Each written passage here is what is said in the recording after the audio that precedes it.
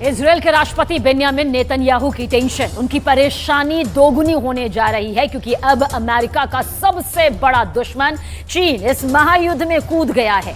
Israel हार जाए इसके लिए चीन ने एक बहुत ही बड़ा कदम उठाया। यह ऐसा कदम है जिसके आगे अमेरिका भी मजबूर नजर आने लगा है।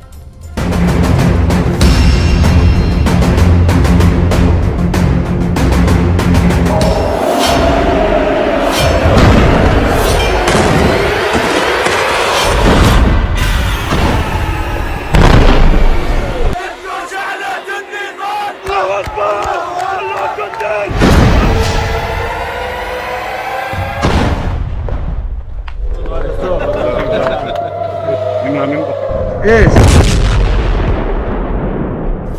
做到有案必查。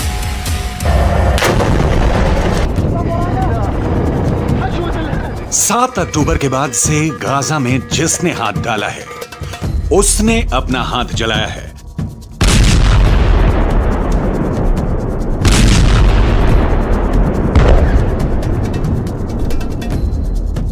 गाजा जलता हुआ कुआं बन चुका है।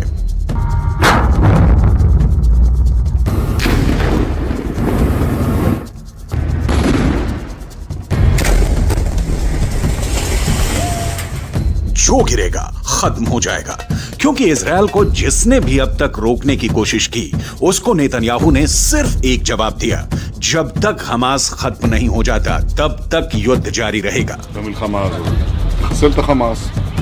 बंधकों को छोड़ाने के लिए सीज फायर तो कर दिया गया। गाजा और वेस्ट बैंक से बंधकों और कैदियों को छोड़ाने की तस्वीरें भी आईं। जश्न भी खूब मनाया गया।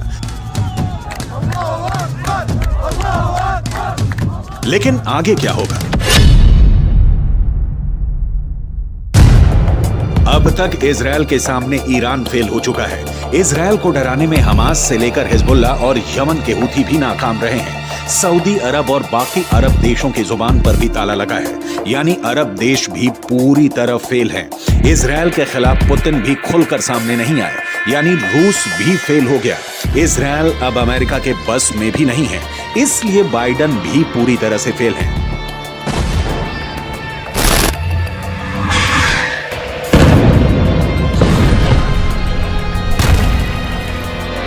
ऐसे में इजरायल को कौन रोकेगा? इजरायल को कौन टोकेगा? गाजा पर फिर बमबारी होगी, इसकी पूरी गारंटी है। ऐसे में इजरायल के युद्ध को कौन खत्म करेगा? कौन इजरायल से टक्कर लेगा? कौन है जिसमें इतनी हिम्मत है कि वो इजरायल से सीधे टकरा जाए? तो इसका एक जवाब आया है।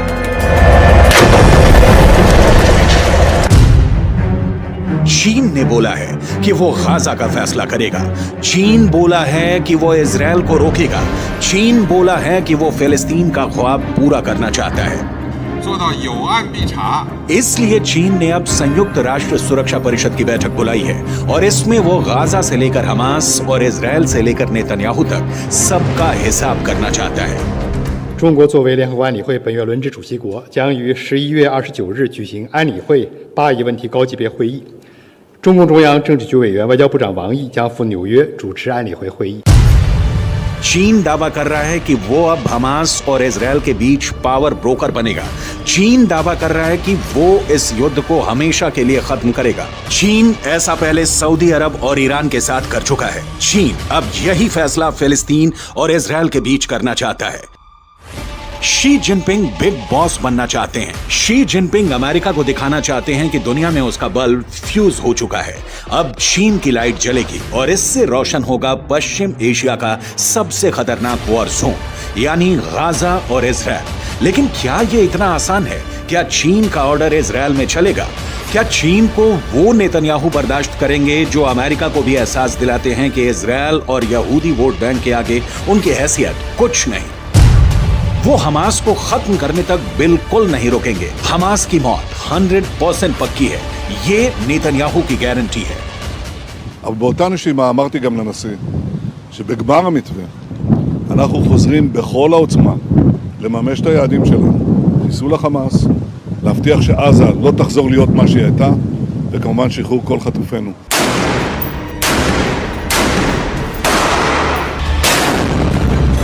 गाजा को मिट्टी में मिलाने की मुहिम तेज होगी, ये बात नेतन्याहू ने साफ कर दी है।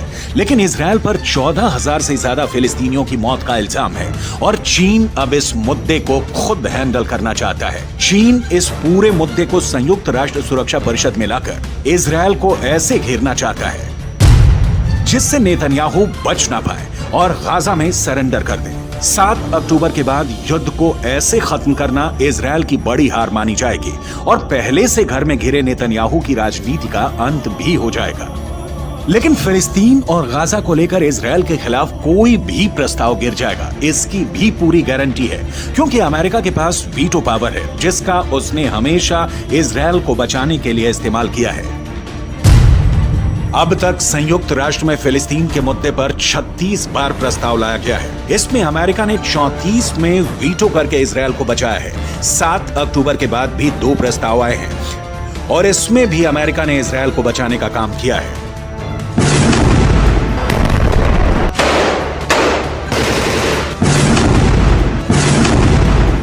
अब गाजा में इजरायल को रोकने के लिए चीन ने सुरक्षा परिषद में बड़ी तैयारी की है, लेकिन नेतन्याहू ने गाजा पहुंचकर इसका पहले ही जवाब दे दिया है कि उनको डराने में कोई कामयाब नहीं हो पाएगा। צהריים עם הלוחמים הגיבורים שלנו. אנחנו עושים כל מאמץ להחזיר את חטופינו ובסופו של דבר נחזיר את כולם. יש לנו 3 יעדים במלחמה הזאת. לחסל את החמאס, להחזיר את כל חטופינו ולהבטיח שעזה לא תחזור להיות איום למדינת ישראל. ואני פה להגיד לחברים כאן, ללוחמים כאן, שאומרים לי את אותם הדברים, ואני חוזר ואומר את זה לכם, אזרחי ישראל. אנחנו ממשיכים עד הסוף, עד הניצחון. שום דבר לא יעצור אותנו.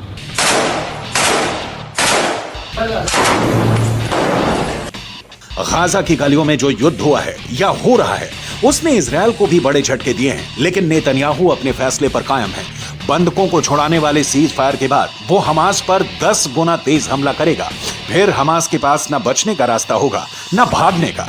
गाजा की गलियों में युद्ध के दौरान हमास ने भी बड़े बड़े दावे किए हैं।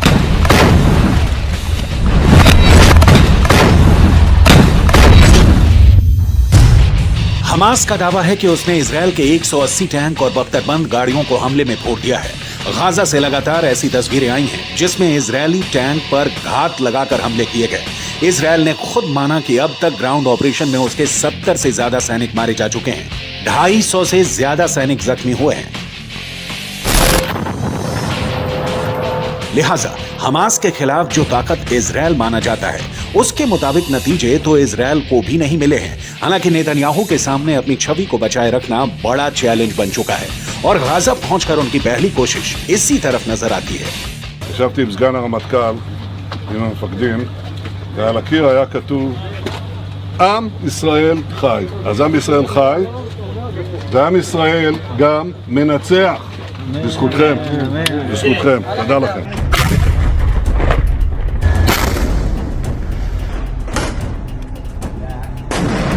इजरायल का ग्राउंड ऑपरेशन बता रहा है कि अब उसने गाजा को 2 हिस्सों में बांट दिया है, या कहें कि गाजा को 2 हिस्सों में काट दिया है। एक तरफ है उत्तरी गाजा जिसको चारों तरफ से इजरायल की सेना ने घेर लिया है। अंदर बहुत ही खतरनाक युद्ध पूरी दुनिया ने देखा है। तो दूसरी तरफ है दक्षिणी गाजा। इजरायल की कोशिश है कि उत्तरी गाजा में हमास के पूरे कैडर को खत्म कर दिया जाए। चीन ऐसा नहीं चाहेगा क्योंकि चीन तो हमास का पूरा समर्थन करता है। ऐसा इसलिए कहा जा रहा है क्योंकि उसने 7 अक्टूबर वाले हमले को लेकर अपना रुख साफ नहीं किया है, या कह सकते हैं कि वो हमास के साथ है। सवाल इजरायल से है कि सीज फायर से पहले 50 दिन के युद्ध को लेकर वो कहां पास हुआ है और कहां फेल। 7 अक्टूबर को हुए हमले के बाद हमास के खिलाफ जंग में इजरायल के 2 मकसद थे। पहला, हमास के पास से करीब 250 बंधकों को आजाद कराना, जिसके लिए इजरायल को सीज फायर करना पड़ा, यानी उसका युद्ध और बमबारी काम नहीं आई, वो फेल हो गए। दूसरा मकसद, इजरायल हमास को जड़ से खत्म करना चाहता है, लेकिन अभी तक इसमें भी इजरायल फेल ही साबित हुआ है। מאוד מתנשם לארץ. תדע, יש רוח, יש עוצמה, יש נחישות, ויש תוצאות. גם את זה, וגם את זה. אנחנו כל הכוח. הם פה בגלל ישראל, נכון? אני אומר לך, כמו שאמרתי לביידן, אנחנו הולכים לעשות את זה, להשלים את זה, שלא יהיה לאף אחד ספק, לא מבחינת רק הכוונה, אלא גם היכולת. אני מאמין בכם. गाजा में सीज फायर करके इजरायल को वक्त मिला, उसकी सेना को वक्त मिला, हमास को भी वक्त मिला। दोनों तरफ अपनी ताकत को फिर से जुटाने का काम हुआ होगा ताकि युद्ध के अगले चरण को और खतरनाक बनाया जाए। लेकिन यहां के मुकाबले इजरायल का अगला चैलेंज हिजबुल्लाह भी है और यमन की हूथी सरकार भी। दोनों ही इस सीज फायर का हिस्सा नहीं रहे हैं, यानी इजरायल पर उस फ्रंट से हमला नहीं होगा, इसकी कोई गारंटी नहीं है।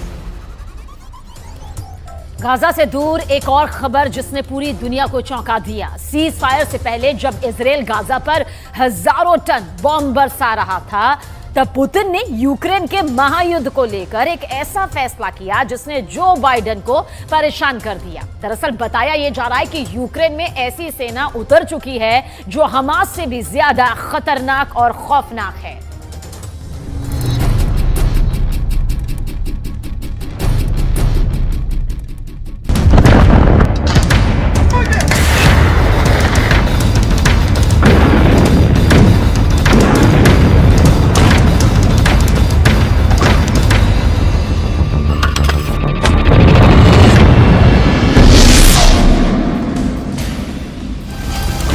पुतिन ने युद्ध में अब ऐसे लड़ाकों को उतार दिया जो यूक्रेन के सैनिकों को जिंदा खा जाएंगे।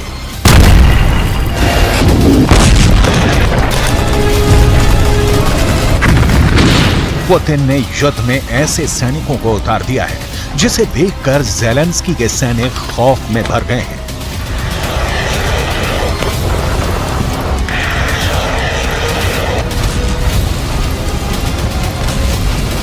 ज़ेलेंस्की के सैनिक पुतिन के सोल्जर से इतना घबरा गए हैं कि वो डर कर भाग रहे हैं।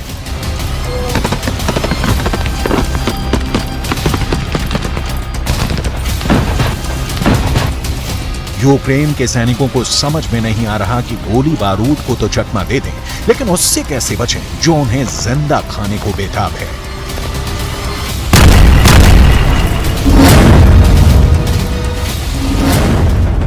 पुतिन ने युद्ध में ऐसे नरभक्षी उतार दिए हैं जो ज़ेलेंस्की के सैनिकों के खून का प्यासा है। इंसानों को मार कर खा जाना उसकी आदत है। वो पुतिन का बहुत वफादार है। उनके हर निशाने, हर हुक्म, हर आदेश पर वो ना सिर्फ जान कुर्बान कर सकता है बल्कि दुश्मन को कच्चा चबाकर खा सकता है। इसकी दरिंदगी से पुतिन इतने खुश हैं कि उन्होंने इस नरभक्षी को बहुत बड़ा इनाम देने का ऐलान किया है। कौन है ये नरभक्षी जिस पर पुतिन को इतना भरोसा है कि वो है तो रूस ये जंग हर हाल में जीतेगा। पुतिन के इस फौज के रहते ज़ेलेंस्की की हार तय है। इस नरभक्षी के कारनामों को देखने के बाद पुतिन अब आक्रामक हो गए हैं। पुतिन के इरादे और खतरनाक हो गए हैं। पुतिन के निशाने पर ज़ेलेंस्की का घर है। 1.5 साल से भी ज्यादा वक्त से चल रहे इस युद्ध को पुतिन अब जल्द खत्म करना चाहते हैं, वो भी अपने तरीके से। पुतिन को जीत चाहिए, वो भी हर कीमत पर। पुतिन को यूक्रेन के सैनिकों की हार देखनी है, वो भी हर हाल में। इसके लिए पुतिन ने जेल में बंद खूंखार कैदियों और नरभक्षी तक को युद्ध में धकेल दिया। ऐसे कैदी जिन पर बहुत गंभीर आरोप हैं।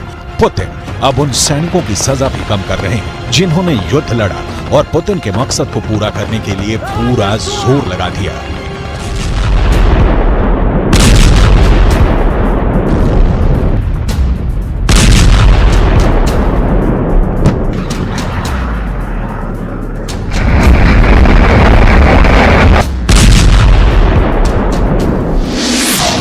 ये रूस का खूंखार अपराधी डेनिस गोरिन, जिसकी सजा को पुतिन ने खत्म करने का फैसला किया है। पुतिन ने डेनिस को माफ कर दिया। इतने खूंखार अपराधी को पुतिन का यह इनाम इसलिए मिला क्योंकि उसने पुतिन के एक आदेश पर यूक्रेन की सेना में ऐसी दहशत पैदा कर दी कि कई मोर्चों पर रूस ने बिना लड़े युद्ध जीत लिया। यूक्रेन की फौज ऐसे दरिंदों के बारे में सुनकर ही भाग खड़ी हुई।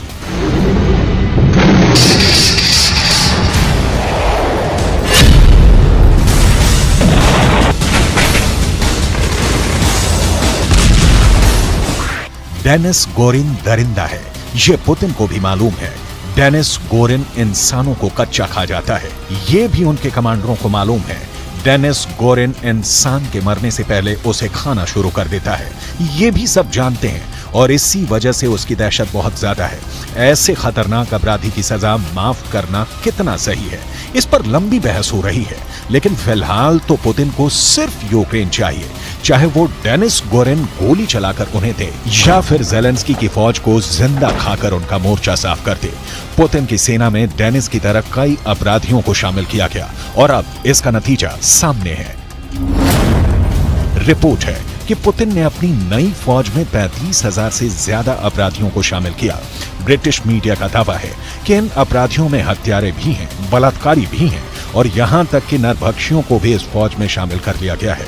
रिपोर्ट के मुताबिक मॉस्को की तरफ से ऑर्डर आया कि अगर ये 6 महीने तक लड़ते रहेंगे तो रूस इनकी सजा माफ कर देगा, या कहें कि इनको आगे की सजा से आजादी मिल जाएगी।